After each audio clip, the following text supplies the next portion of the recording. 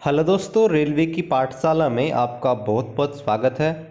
दोस्तों, आज की इस वीडियो में हम बात करेंगे कि रेलवे ग्रुप डी में जो साइंस आती है उसमें आप अधिक से अधिक स्कोर कैसे गेन करेंगे। तो आज की इस वीडियो में हम यही बात करने वाले हैं कि यहाँ पर ग्रुप डी में जो साइंस है उसमें आप इजीली कैसे 20 प्लस मार्क्स हैं वो यहाँ पर गेन कर सकते हैं। तो सबसे पहले मैं आपको बता दूं कि इसका जो सिलेबस है ग्रुप डी का वो यहाँ पर ये रहने वाला है। देखिए, मैथ्स आएगी, वो आएगी 25 यानी 25 मार्क्स की। जनरल इंटेलिजेंट एंड रीजनिंग है वो 30 नंबर की। जनरल साइंस है वो 25 नंबर की। और जनरल अवेयरनेस और जो करंट अफेयर है वो आएगा 20 नंबर का। और आपको मिलेंगे 90 मिनट। और अगर आप PWBD कैंडिडेट हैं तो आपको मिलेगा यहाँ पर 120 मिनट। चलिए हम बात करते हैं यहाँ पर पहले साइंस के सिलेबस के ऊपर कि सिलेबस में साइंस में क्या क्या आता है। तो देखिए, सिलेबस यहाँ पर देखिए जो दिया गया है ना नोटिफिकेशन में, वो बस यही दिया गया कि जो 10th तक की जो साइंस है वही यहाँ पर आने वाली है। तो सबसे पहले मैं आपको ले चलता हूँ कक्षा 10 के ऊपर ही। कक्षा 10 की साइंस की बुक मैं आपको NCERT की खोल के दिखाता हूँ यहाँ पर क्या सिलेबस है। तो मैंने यहाँ पर जो कक्षा 10 की जो साइंस की बुक है वो यहाँ पर खोल रखी है। और आप इस वीडियो को एंड तक देखिए, मैं आपको पूरा डिटेल से यहाँ पर बताऊंगा कैसे आप इजीली यहाँ पर है अच्छे से अच्छे मार्क्स है वो गेन करेंगे। तो चलिए हम बात करते हैं इसके सिलेबस के ऊपर। तो यहाँ पर देखिए हम आते हैं चैप्टर नंबर 1 पर। क्योंकि मैं खुद साइंस को पढ़ाता हूँ कक्षा 10 को, तो सिलेबस तो मेरे को भली भांति पता है। तो चलिए हम बात करते हैं सबसे पहले चैप्टर नंबर 1 की। तो जो चैप्टर नंबर 1 है ना, इसका नाम है भोजन व मानव स्वास्थ्य। तो यहाँ से जो क्वेश्चन है वो कैसे कैसे बन सकते हैं मैं आपको बताऊंगा। और मेरे खुद के नोट्स हैं कक्षा 10 के, तो अगर आप वो भी डाउनलोड करना चाहते हैं तो वो भी मैं आपको बता दूंगा। आपको पूरी बुक पढ़ने की जरूरत नहीं पड़ेगी। और अगर आप इस बुक को डाउनलोड करना चाहते हैं तो वो भी मैं आपको बताऊंगा। आप वीडियो को अंत तक देखिए। और जो साइंस आती है ना दोस्तों, वो मेनली कक्षा 9वीं और 10वीं की। अगर आप 9वीं और 10वीं की साइंस की बुक को अगर अच्छे से पढ़ लोगे तो मेरा दावा है आपके इजीली 25 में से 20 नंबर तो आएंगे ही। और रही बात न्यूमेरिकल्स की, तो वो मैं आपको खुद कराऊंगा, PDF प्रोवाइड कर दूंगा पूरे न्यूमेरिकल्स की। आपको कुछ भी प्रॉब्लम है वो नहीं आने वाली है।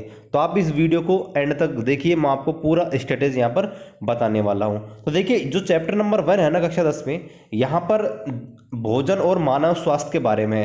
यानी कि भोजन में क्या क्या चीज़ें अवयव होती है ना, भोजन के अवयव, उनके बारे में बताया गया है। दूसरा, हमारे मानव स्वास्थ्य में क्या क्या क्या हम देख रेख कर सकते हैं उन चीज़ों के बारे में बताया गया है। तो यहाँ पर देखिए, पहले सबसे पहले बताया गया है संतुलित और असंतुलित भोजन, है ना। तो संतुलित भोजन क्या होता है, जिसमें जो सारे अवयव होते हैं भोजन के, जैसे प्रोटीन है, खनिज है, विटामिन है, ठीक है, कार्बोहाइड्रेट है, वसा है, अगर सारे के सारे मौजूद होते हैं तो उसे हम बोलते हैं संतुलित भोजन।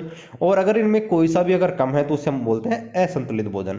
तो इस चैप्टर में यहाँ पर बताया गया है प्रोटीन कुपोषण क्या होता है, यानी कि कौन से प्रोटीन से कौन सी बीमारी होती है। तो आपको पता होगा vitamin A, vitamin B, vitamin C, इनसे कौन कौन से रोग होते हैं इसके बारे में बताया गया है, ठीक है।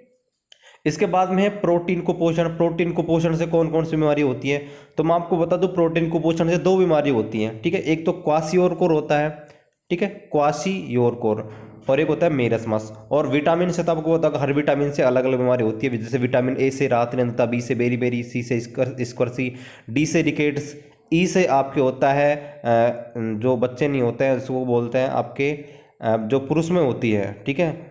पुरुषों में और महिलाओं में दोनों अलग अलग होती है। तो महिलाओं में बांझपन बोलते हैं और पुरुष में नपुंसकता बोलते हैं। तो इसी और विटामिन के होते हैं उसमें रक्त का थक्का नहीं जमता है, तो इसके बारे में बताया गया। इसके बाद में खनिज कुपोषण, यानी कौन कौन से खनिज है उनसे क्या क्या कमी हो जाती है। जैसे कि अगर हम पर्याप्त मात्रा में आयरन नहीं खाते हैं तो यहाँ पर लोह की कमी हो जाती है शरीर में, लोहे की।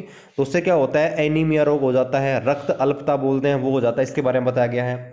इसके बाद में यहाँ पर बताया गया कि मानव स्वास्थ्य है उसमें पीने योग्य जल होता है, उसमें क्या क्या गुण होने चाहिए, यानी कि जो जल हम पीते हैं उसमें क्या क्या गुण होने चाहिए। बहुत सारी लिस्ट 8-10 गुण बताए रखे हैं। उसके बाद में अगर हम दूषित जल पीते हैं तो उससे क्या क्या होता है। उसके बाद में मोटापा है, ठीक है, मोटापे को कैसे मापते हैं उसका फॉर्मूला दे रखा है, ठीक है, ओबेसिटी। इसके बाद में ब्लड प्रेशर किस यंत्र से मापते हैं, तो स्पाइक्रोमैनोमीटर, है ना। और BP लो, BP हाई के बारे में बता रखा है, अगर किस किस रेंज से ऊपर होता है तो BP लो, ठीक है। इसके बाद में यहाँ पर नशीले पदार्थ है ना, कि गुटखा खाने से कौन सा रोग होता है। बहुत इंपॉर्टेंट क्वेश्चन है दोस्तों, सबम्यूकस फाइब्रोसिस गुटखा खाने से रोग होता है, इसके बारे में बहुत बहुत बता रखा है। वसीय यकृत रोग किससे होता है, ठीक है। तंबाकू खाने से कौन सा रोग हो जाता है, आपको पता है कैंसर होता है। मदिरा, आपके मदिरा के बारे में, मदिरा का मुख्य घटक क्या है, ठीक है। अफीम, अफीम के बारे में बता कि अफीम कैसे प्राप्त होता है, अफीम का वैज्ञानिक नाम क्या है, ठीक है। बहुत चीज़ें बता रखी हैं इस चैप्टर में। और कुछ महत्वपूर्ण अन्य नशीले पदार्थ होते हैं जैसे कि हीरोइन है, गांजा है, इनके बारे में बताया गया है, ठीक है। दवाओं का दुरुपयोग कैसे हो रहा है वर्तमान में, इसके बारे में बताया गया है। और खाद्य पदार्थों में मिलावट, कैसे कैसे लोग कैसे कैसी मिलावटें करते हैं, इसके बारे में बताया गया है। तो बहुत ही इंपॉर्टेंट चैप्टर दोस्तों ये, ठीक है। और दूसरा चैप्टर तो आपके बारे में क्या कहूँ दोस्तों, बहुत ही इंपॉर्टेंट है, बायो का चैप्टर है। और इस चैप्टर से हर कंपटीशन में क्वेश्चन आते हैं, यानी कि इस चैप्टर को मिस कर ही नहीं सकते, क्योंकि ये जो चैप्टर है ना, इसमें पूरे तंत्र है ना हमारे सारे के सारे, पाचन तंत्र, श्वसन तंत्र, रक्त परिसंचरण तंत्र, इसके यार इतने सारे क्वेश्चन दे रखे हैं आप सोच नहीं सकते। कक्षा 10 में सबसे जो लंबा चैप्टर है वो यही है, चैप्टर नंबर 2। और इतने क्वेश्चन बनते हैं आप सोच भी नहीं सकते। इसमें से छोटे से चैप्टर है ना 20-30 पन्ने का, उसमें से कम 1000 क्वेश्चन बन जाते हैं, इतने सारे, क्योंकि पूरा तंत्र है ना, सब पूरे तंत्र के बारे में बताया गया है। हर तंत्र से अलग अलग क्वेश्चन बनते हैं। और अगर मैं इस तंत्र के बारे में बताने लग गया तो बहुत ही लंबा चैप्टर है दोस्तों, वीडियो बहुत लंबा हो जाएगा। तो मैं आपसे कहना चाहूँगा कि आप इस चैप्टर को अच्छे से पढ़िए। और मैंने पीडीएफ बना रखी है मेरे खुद के नोट्स की, तो आपको पूरा चैप्टर पढ़ने की जरूरत नहीं पड़ेगी, वो मैं आपको बताऊंगा। इसके बाद में जो अगला चैप्टर है वो है आनुवंशिकी, जिसको जेनेटिक्स बोलते हैं। तो जेनेटिक्स के बहुत सारे क्वेश्चन आते हैं। देखिए मेंडल था, ग्रेगर जॉन मेंडल, तो उसने जेनेटिक्स दिया था, ठीक है, उसको मेंडलवाद बोलते हैं। इसकी पुनर्खोज किन किन वैज्ञानिकों ने की थी, है ना, ह्यूगो डे व्रीज ने और उनके दोस्तों ने की थी। आनुवांशिकता में कई शब्द आते हैं, जैसे प्रथम पीढ़ी, द्वितीय पीढ़ी, उनके बारे में बताया गया है। क्वेश्चन आते हैं प्रथम पीढ़ी क्या थी, ठीक है, बहुत सारे। इसके बाद मेंडल की वंशागति के 3 नियम हैं, ठीक है, उन नियमों के बारे में बताया गया है। प्रभाविता का नियम, है ना, स्वतंत्र अभिव्ययन का नियम, ऐसे नियम 3 नियम है यहाँ पर, उनके बारे में बताया गया। तो कैसे भी क्वेश्चन पूछ लिए जाते हैं और उनका इंपॉर्टेंट क्या है ये पूछ लेते हैं। इसके बाद में अगला चैप्टर है वो बहुत इंपॉर्टेंट है, प्रतिरक्षा और रक्त समूह, ब्लड ग्रुप के बारे में पूछा गया है कि यहाँ पर प्रतिजन क्या होते हैं, एंटीबॉडी क्या होते हैं, एंटीजन क्या होते हैं, उनके बारे में बताया गया है। रक्त समूह की खोज किसने की, है ना, RH कारक क्या होता है, इसकी खोज किसने की। रक्त दान, इनकी ब्लड कैसे चढ़ाते हैं, इसके बारे में बताया, दूसरों को कैसे दान करते हैं, जो ब्लड ग्रुप बनाए उनका क्या आनुवंशिक महत्व है। अंगदान कैसे करते हैं, देह दान कैसे करते हैं, अंगदान दिवस कब मनाया जाता है, 15 अगस्त को। यार बहुत इंपॉर्टेंट चैप्टर है ये भी, ठीक है, ये भी आपको पढ़ना है। इसके बाद में हम बात करते हैं चैप्टर नंबर 5 की। तो चैप्टर नंबर 5 बहुत इंपॉर्टेंट है। यहाँ से जो आपके रासायनिक अभिक्रियाएं हैं ना, इससे पहले का है, ठीक है, रासायनिक अभिक्रियाओं तो चैप्टर नंबर 6 है। तो ये जो चैप्टर, इसके बारे में मेनली एसिड, बेस और साल्ट, ये बहुत बड़ा क्वेश्चन है। एसिड, बेस और साल्ट, यानी कि अम्ल, क्षार और लवण, इसके बारे में बताया गया है। अम्ल की क्या क्या गुण होते हैं, अम्ल की क्या क्या परिभाषा होती है, अम्ल के बारे में कौन कौन से वैज्ञानिकों ने क्या क्या अवधारणाएं दी, क्षारों के बारे में क्या दी, और इंपॉर्टेंट लवण है, ठीक है, इनको बनाने की विधि होती है। जैसे सोडियम क्लोराइड को बनाने की विधि, ये सोडियम हाइड्रोक्साइड विरंजक चूर्ण का सूत्र क्या होता है, कहाँ उपयोग होता है, ठीक है, बेकिंग सोडा क्या होता है, कहाँ उपयोग होता है, धामन सोडा कैसे बनाया जाता है, इसका क्या उपयोग होता है, पीओपी कैसे बनता है, इसका उपयोग क्या होता है, साबुन और अपमार्जक, ये तो बहुत ही इंपॉर्टेंट क्वेश्चन है। साबुन अपमार्जक मिसेल की क्रिया, ठीक है, इसके बारे में बहुत ही डिटेल से यहाँ पर बता रखा है।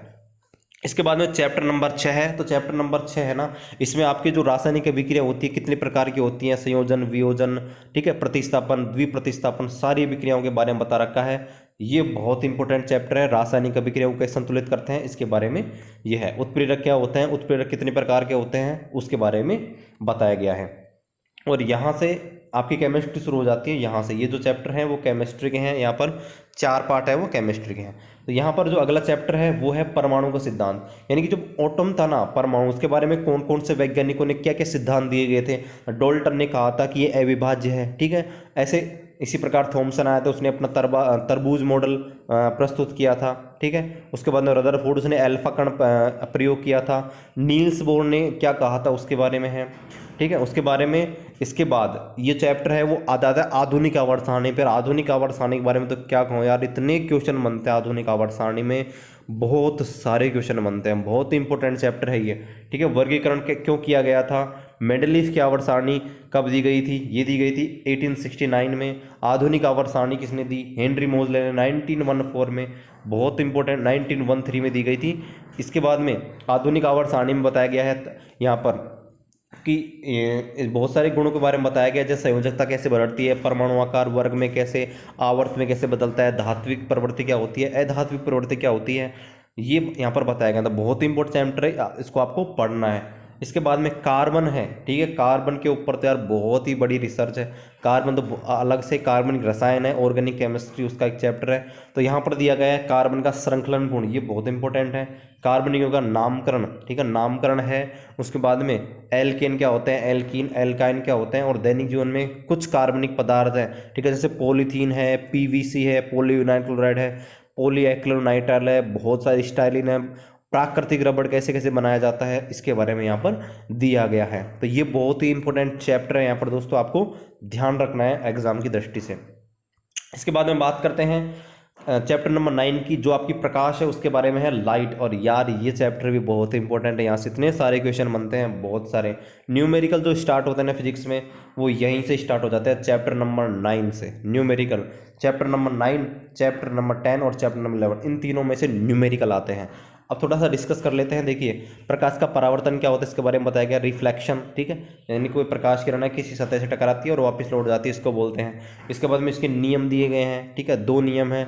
गोले दर्पण क्या होते हैं, गोले दर्पण से प्रतिबिंब कैसे बनाए जाते हैं, ठीक है, दर्पण सूत्र, यहाँ से सूत्र, यहाँ से जो आपके न्यूमेरिकल आते हैं वो यहाँ पर आते हैं दर्पण सूत्र से, ये होता है दर्पण सूत्र, ठीक है। तो मैंने जो चैप्टर नंबर 9 और चैप्टर नंबर 10 है ना, इसको मैंने यूट्यूब पे करा रखा है, ठीक है, आप उसको वीडियो देख सकते हैं। चैप्टर नंबर 9, ठीक है, पूरा कंप्लीट, और चैप्टर नंबर आपका जो 10 है ना, इसको मैंने यूट्यूब पे करा रखा है, चैप्टर नंबर 10 को भी करा रखा है। तो आपको करना क्या है, देखना कैसे, अगर आप इस वीडियो को देखना चाहते हैं, मैंने वीडियो बना रखा है, ठीक है, आपको कुछ भी करने की जरूरत नहीं पड़ेगी। आपको करना क्या है, यूट्यूब पे आना है, ठीक है। जैसे आप यूट्यूब पे आओगे मेरे चैनल पे, जैसे आप यूट्यूब पे खोलोगे चैनल पे, तो साइड में आपको प्लेलिस्ट का ऑप्शन मिल जाएगा।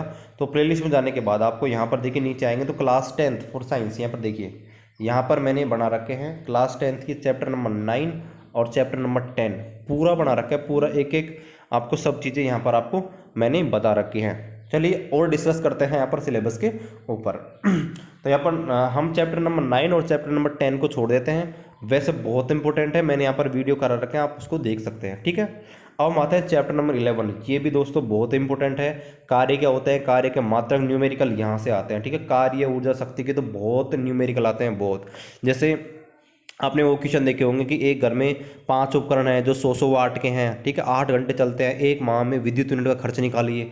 वो क्वेश्चन यहीं से आते हैं। यांत्रिक ऊर्जा क्वेश्चन, गतिज ऊर्जा के वेग में कैसे बदलाव होता है, तो यांत्रिक ऊर्जा कैसे बदलती है, ठीक है, उसकी गतिज ऊर्जा में अगर वेग 2 गुना कर दिया जाए तो कैसे बदलती है। इतने क्वेश्चन हैं यार, बहुत अच्छे अच्छे क्वेश्चन होते हैं यहाँ पर, ठीक है। अब ये जो चैप्टर है ना आगे के, चैप्टर नंबर 12, 13, 14, ये आगे के जो भी चैप्टर है ना, वो यहाँ पर हैं आपके, इतने इम्पोर्टेंट नहीं है, ठीक है दोस्तों। ये पर्यावरण सेक्शन के क्वेश्चन है, इतने इम्पोर्टेंट नहीं है। लेकिन मैं आपको बता दूँ 1-2 चैप्टर हैं वो बहुत ही इंपॉर्टेंट है। कौन कौन से? पहला तो ये चैप्टर नंबर 14 है वो, क्योंकि इसमें कुछ वैज्ञानिक नाम दिए गए हैं, ठीक है। यहाँ पर लगभग 100 के 50-60 वैज्ञानिक नाम दिए गए हैं, अलग अलग यहाँ पर खनिजों के नहीं, यहाँ पर बहुत सारे जैसे जानवरों के नाम दिए गए हैं, ठीक है, पेड़ पौधों के नाम दिए गए हैं। उसके अलावा यहाँ पर जो खाद्यान्न चीज़ें हैं उनके नाम दिए गए हैं, ठीक है। तो वो आपको याद कर लेने हैं, बहुत सारे, जैसे आम का नाम मैग्नीफेरा इंडिया है, ठीक है, ऐसे बहुत सारी चीज़ों को दे रखा है यहाँ पर। जैसे चाय का दे रखा है कामेलिया, ठीक है, इस सब के दे रखे हैं, कामेलिया साइंस सबके दे रखे हैं, बहुत सारे हैं, वो बहुत इंपॉर्टेंट है, ठीक है। यहाँ पर इसके बाद में अगला चैप्टर है वो पृथ्वी की संरचना के बारे में, पृथ्वी का निर्माण कैसे हुआ, चंद्रमा क्या था, चंद्रमा की उत्पत्ति कैसे हुई, मतलब जो अवधारणाएं थी उसके बारे में है। इसके बाद में ये ब्रह्मांड के बारे में बताया गया, ब्रह्मांड में कैसे कैसे जीव की उत्पत्ति कैसे कैसे हुई थी, कौन कौन से यहाँ पर जो पृथ्वी की कौन कौन से कारक हैं जो इसकी संरचना को यहाँ पर प्रभावित करते हैं, जैसे ज्वालामुखी है, भूकंप है, सुनामी है, अपक्षय, इसके बारे में बताया गया है, ठीक है। एक जो इम्पोर्टेंट क्वेश्चन है चैप्टर नंबर 16, इससे बनते हैं यहाँ पर, आपने उत्परिवर्तन का सिद्धांत है ये पढ़े होंगे, ठीक है। ये इनके बारे में, जिराफ की जो गर्दन है वो लंबी क्यों हुई थी, आपको इस चैप्टर में मिल जाएगा। इसके बाद में अगला जो चैप्टर है वो चैप्टर नंबर 17 है, और यहाँ पर भारत नहीं है, विश्व के जो अंतरिक्ष में क्या क्या खोज हुई थी, ठीक है। और जैसे हमने मंगल ग्रह पर क्या खोजा, कैसे कैसे मतलब क्या क्या हमने प्रोसेस की, उसके बारे में बताया गया है कि क्या अंतरिक्ष में कोई जीवन संभावना है, उनके बारे में यहाँ पर बताया गया है। और चैप्टर नंबर 18 है वो भारत के वैज्ञानिक है, उनके बारे में बताया गया है। भारत में कौन कौन से वैज्ञानिक हुए, उन्होंने भारत के लिए क्या क्या किया, उनके बारे में बताया गया है। बहुत सारे महान वैज्ञानिक हुए हैं, जैसे डॉक्टर APJ अब्दुल कलाम, ठीक है, CV रमन, इनके बारे में इस चैप्टर में बताया गया है। इसके बाद यहाँ पर चैप्टर नंबर 19 है, ये जैव विविधता जिसको बायोडाइवर्सिटी बोलते हैं, ये भी इंपॉर्टेंट चैप्टर है। यहाँ से क्वेश्चन आते हैं बायोडाइवर्सिटी के, भारत में कितने तप्त स्थल हैं, वर्ल्ड में कितने हैं, भारत में जो तप्त स्थल हैं उनके नाम कौन कौन से हैं। स्पेशली यहाँ से जो क्वेश्चन आते हैं ना वो यहाँ पर ऐसे आते हैं कि ये जो जानवर है वो कहाँ पाया जाता है। जैसे मैकाक बंदर है, ठीक है, मैकाक बंदर कहाँ पाया जाता है, ठीक है, वेस्टर्न घाट, ईस्टर्न घाट ऐसे दे देगा आपको, ठीक है। ऐसे बहुत सारे, उड़न गिलहरी कहाँ पाई जाती है, तो ये जो ऐसा क्वेश्चन है ना वो आपको चैप्टर नंबर 19 में मिल जाएंगे। और ये चैप्टर नंबर 20 है, ठीक है, ये तो आपको बताया गया सड़क सुरक्षा है, सड़क पर चलते समय किन किन यातायातों के नियम को पालन करना चाहिए, तो ये आपने रेलवे की दृष्टि से नहीं है। तो ये तो था 10वीं का जो चैप्टर है, ठीक है, वो 10वीं का सिलेबस कैसे कैसे डिस्कशन किया है वो है। अब देखिए इसको डाउनलोड करने का तरीका क्या है, आप मेरे टेलीग्राम ग्रुप पर ज्वाइन हो सकते हैं, ठीक है, वहाँ से आप इनको डाउनलोड कर सकते हैं, नोट्स में आपको वहीं से मिल जाएंगे, और ये जो PDF है वो भी। तो ये तो हमने आज डिस्कस किया है सिर्फ 10वीं का सिलेबस, ठीक है। अब हम अगले दिन एक और वीडियो बनाएंगे जिसमें हम डिस्कस करेंगे कक्षा 9th का सिलेबस, कक्षा 9th के सिलेबस में से कौन कौन से चैप्टर हैं और कैसे कैसे आते हैं। तो ये तो मैंने डिस्कस किया सिर्फ 10वीं का सिलेबस आपको बताया है, 10वीं से कैसे कैसे क्वेश्चन यहाँ पर आते हैं, ठीक है दोस्तों। और आपको न्यूमेरिकल की सीट है वो मैं आपको देने का प्रयास करूँगा, ठीक है दोस्तों। और आपको अगर कोई भी डाउट है, ठीक है, कुछ भी रेलवे रिक्रूटमेंट बोर्ड के बारे में, तो आप नीचे कमेंट कर दीजिए, मैं उसका रिप्लाई कर दूंगा। और चैनल को सब्सक्राइब कीजिए और अपने दोस्तों के साथ शेयर कीजिए।